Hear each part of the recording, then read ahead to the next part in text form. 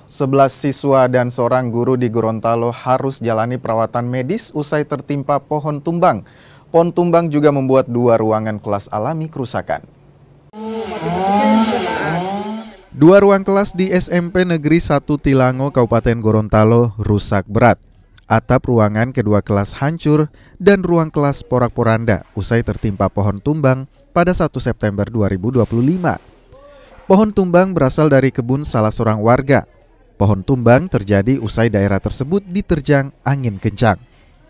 Tak hanya merusak bangunan, pohon tumbang juga ini membuat 11 siswa dan seorang guru alami luka.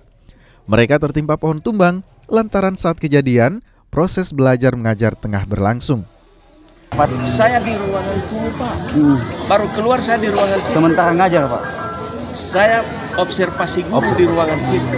Baru saya keluar, belum duduk di meja saya, ini coba bunyi.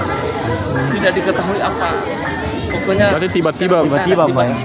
Nah, pas saat rubuh itu, Pak, di kelas itu apa? Sedang ada proses pembelajaran atau proses pembelajaran sementara jalan. Guru matematika itu sekarang di rumah sakit. Ada korban ini, Pak? Dia benturan di kepala. Dan keluarganya langsung bawa ke rumah sakit. Siswa ada 11 orang bawa ke puskes. Alhamdulillah dokter suruh pulang. Petugas gabungan berupaya memindahkan batang pohon tumbang serta membersihkan puing ruang kelas yang rusak sebelum dibenahi dan kembali digunakan.